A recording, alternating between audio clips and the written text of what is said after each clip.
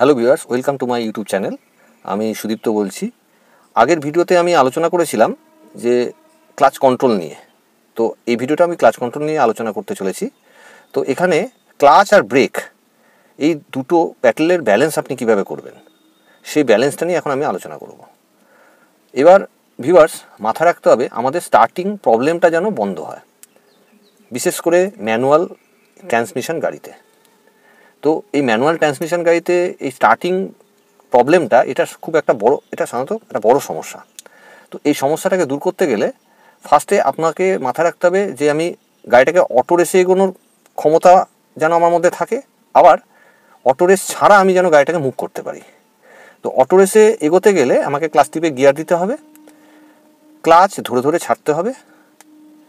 একটা সময় দেখবেন ছাড়ার পর গাড়িটা অটো রেসে মুভ করছে। এটা একরকম। আবার আরেক রকম প্রসেস হচ্ছে, আপনি এক্সিলেটার একটু প্রেস করলে ইঞ্জিনের সাউন্ড একটু বাড়বে। 2 পয়েন্ট প্রেস করে ওটাকে স্টিল করবেন। স্টিল করার পর তারপর ক্লাচ যখন আপনি আস্তে আস্তে রিলিজ করবেন, একটা সময় দেবেন ইঞ্জিনের সাউন্ডটা কমে যাবে। ওইখানে ক্লাচটাকে স্টিল করে রাখতে হবে। তারপর একটু আরও 1-2 পয়েন্ট পিক আপ বাড়াবেন, গাড়ি এগিয়ে যাবে। তো এইটা হচ্ছে আমাদের দুরকম প্রসেস।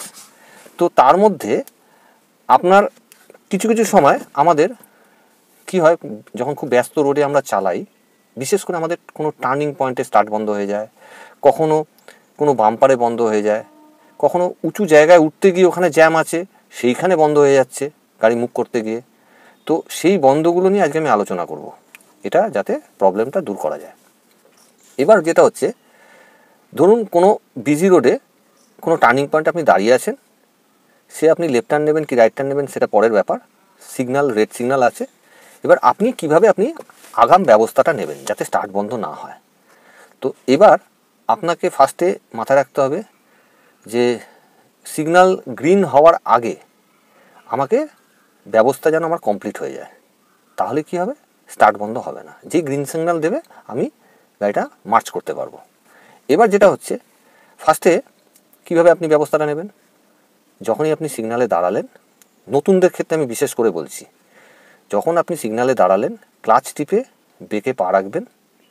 এবার ক্লাচ টিপে যখনই ব্রেকে পা রাখলেন, আপনি দাঁড়িয়ে আছেন, ক্লাচ টিপে ব্রেকে পা রেখে দাঁড়িয়ে আছেন। এইবার ব্রেকটাকে সাধারণত একটু প্রেস করে নেবেন। দেখবেন ব্রেকটা একটা জায়গায় একটু টাইট হয়েছে, টাইট হওয়া মানে ব্রেকটা ধরেছে, তার মানে গাড়িটা এগোবে না। ব্রেকটা প্রেস করা অবস্থায় এবার আপনার 1 নম্বর গিয়ারে রয়েছে। এবার আপনি ক্লাচটা আস্তে আস্তে ছাড়বেন। ক্লাচটা ছাড়তে ছাড়তে একটা সময় দেখবেন গাড়িটা কাঁপছে। কাঁপছে মানে আপনাকে জানান দিচ্ছে যে এবার গাড়িটা এগোতে চলেছে, এবার অটো রেস অ্যাক্টিভ হয়ে গেছে। এইবার যখনই দেখছেন যে পয়েন্ট বাই পয়েন্ট যখন ছাড়ছেন, যে দেখা গেল হয়তো আপনি 50% ক্লাচটা রিলিজ করলেন, সে 50% রিলিজ করার সময়টাই গাড়িটা কাঁপছে। তো 50% জায়গাতেই ক্লাচটাকে আপনাকে ধরে রাখতে হবে।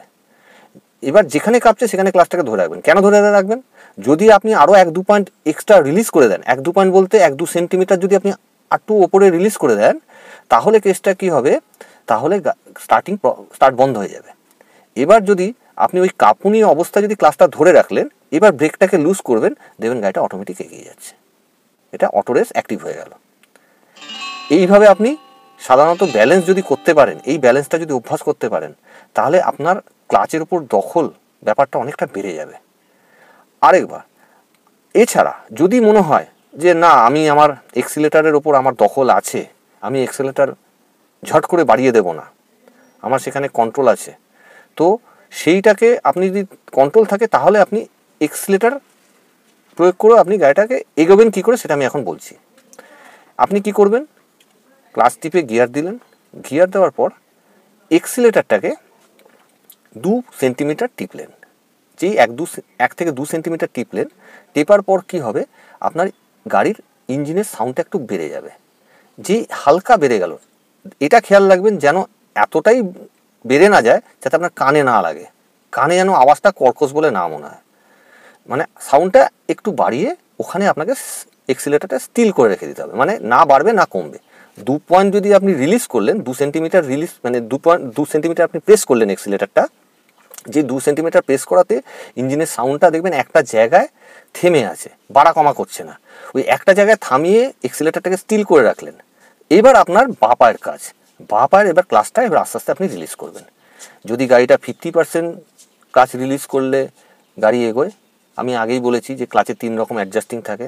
এবার দেখবেন আপনি ক্লাচটা ছাড়তে ছাড়তে দেখা গেলো গাড়িটা হয়তো 50% জায়গায় আপনার গাড়ির দেখবেন ইঞ্জিনের সাউন্ডটা কমে গেল। তাহলে ইঞ্জিনের সাউন্ডটা কমে যাওয়া মানে আপনাকে গাড়ি জানান দিচ্ছে যে এবার আমি মুভ করতে চলেছি। তো ওইখানে আপনাকে 5 সেকেন্ড স্টে করাতে হবে। 5 সেকেন্ড স্টে করে দেখবেন যদি গাড়ি এগিয়ে গেল তো ভালো, আর যদি দেখছেন যে না গাড়ি তাতেও এগোচ্ছে না, তখন আপনি কি করবেন, এক্সিলেটারটাকে 2 পয়েন্ট বাড়িয়ে ক্লাচটাকে 1 পয়েন্ট রিলিজ করবেন, দেখবেন গাড়ি এগিয়ে যাবে। তো এইটা হচ্ছে জাস্ট মুভ করার আপনাকে প্রসেসটা বললাম। এবার নেক্সট যখন আমি ভিডিওগুলো করব, যেগুলো আমি এই আপনাদের থিওরিক্যাল যে আলোচনাগুলো করছি সেই আলোচনাগুলো সঙ্গে আপনাকে আমি প্র্যাকটিক্যাল করে আপনাদের দেখিয়ে দেবো যে কিভাবে গাড়িটাকে আপনি এগোবেন। তো আশা করছি আমার এই যে টপিকটা এটা আপনাদের ভালো লাগলো। তো আমি নেক্সট টপিক আমি আসছি। তো নেক্সট টপিকটা হচ্ছে, আপনি অনেক জায়গায় দেখা যায় বাম্পার পেরোতে গিয়ে আমাদের স্টার্ট বন্ধ হয়ে যাচ্ছে।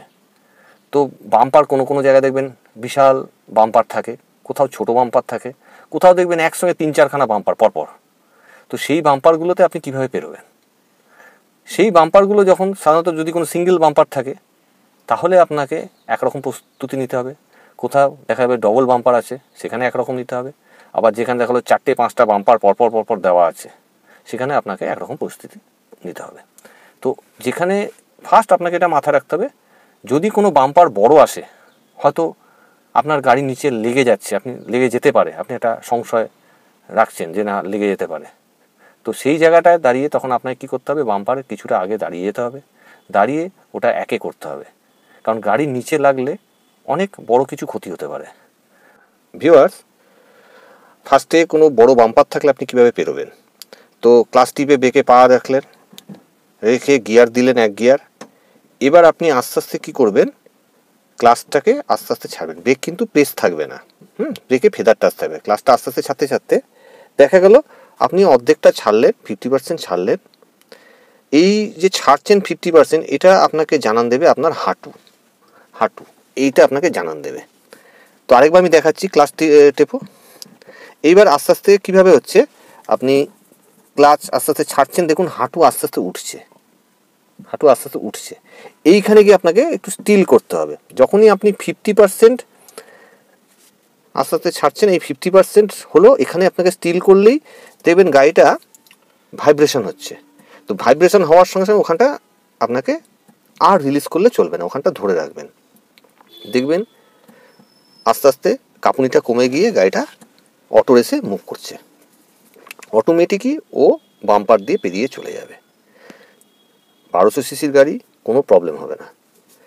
এবার যেটা হচ্ছে, এবার যদি কোনো কারণে মনে করছেন যে আমার অনেকগুলো বাম্পার আছে সামনে, তো অনেকগুলো বাম্পার আমি কীভাবে পেরোবো? ওই অনেকগুলো বাম্পার পেরোতে গেলে সাধারণত 2-এ পেরোনো যায়। 2-এ পেরোতে গেলে আপনার ক্লাচের দখলটা ভালো হতে হবে। যেহেতু আপনারা নতুন, সেই জন্য বলছি সবসময় বাম্পারের সামনে গিয়ে পারলে দাঁড়িয়ে যাবেন, দাঁড়িয়ে গিয়ে একে করে ওটাকে পেরোবেন। বিশেষ করে বড় বাম্পার, আর বিশেষ করে অনেকগুলো যদি বাম্পার থাকে, তো অনেকগুলো বাম্পারের ক্ষেত্রেও এই একই টেকনিক আপনাকে প্রয়োগ করতে হবে, যে ব্রেকে ফেদার টাচ রাখবেন। কারণ অনেক সময় অটো রেসেও মনে হয় যে আপনার স্পিডটা বেড়ে গেল, তো তখন আপনি ব্রেক মেরে হালকা স্লো করতে পারবেন। তো এবার ব্রেকে ফেদার টাচ থাকবে, আপনি এবার ক্লাচ টিপে 1 গিয়ারে দেবেন, দিয়ে আস্তে আস্তে ক্লাচ ছেড়ে আপনাকে যে টেকনিক বললাম সেই টেকনিকে আপনাকে অনেকগুলো বাম্পার পেরিয়ে যেতে হবে। এটা একমাত্র অটো রেসে পেরোলেই আপনার সুবিধা হবে। এবার যদি কোনো কারণে আপনার পিকআপে পা থেকে যায়, এক্সিলারেটারে পা থেকে যায়, তাহলে কোনো সময় এক্সিলারেটার বেড়ে গেলে আপনার স্পিডটা বেড়ে যেতে পারে, এতে আপনার জার্কিংটা বেশি হয়ে যাবে। তো সেইটা মাথায় রেখে আপনার বাম্পারটা পেরোবেন। এবার ব্যালেন্সের ক্ষেত্রে যেটা আপনাদের বললাম, যে এই যে আপনি ক্লাচ ব্রেক, এই ব্যালেন্সটা আপনারা যদি কোনো উঁচু জায়গায় ফাঁকা, কোনো যে রাস্তাটা একটু উঁচু আছে কিন্তু ফাঁকা আছে, ওখানে নিয়ে গিয়ে যদি আপনারা ফাঁকা যেই সময় থাকে সেই সময় যদি প্র্যাকটিস করতে পারেন, এই টেকনিকটা আপনারা রপ্ত করতে পারলে আপনাদের স্টার্ট প্রবলেম হওয়ার চান্সটা কমে যাবে। তো আজকের জন্য আমি ভিডিওটা শেষ করলাম। তো যারা নতুন যারা আছেন, যারা লার্নার আছেন, তারা অবশ্যই দেখবেন। আমার নেক্সট ভিডিওগুলো দেখতে গেলে আপনাকে সাবস্ক্রাইবার হিসাবে যোগদান করতে হবে। তার জন্য আপনাকে সাবস্ক্রাইব করতে হবে, বেল আইকনে গিয়ে ক্লিক করে নেক্সট ভিডিওর নোটিফিকেশানগুলো পেয়ে যাবেন। তো আজকের জন্য আমি ভিডিওটা শেষ করলাম। তো নেক্সট ভিডিওতে আমি কিভাবে পাহাড়ি রাস্তায় আপনারা উঠবেন, নামবেন, তাতে ক্লাচ, ব্রেক, এক্সিলারেটরে কীভাবে কন্ট্রোল করবেন সে সম্বন্ধে আপনাদের সম্পূর্ণ আলোচনা করব।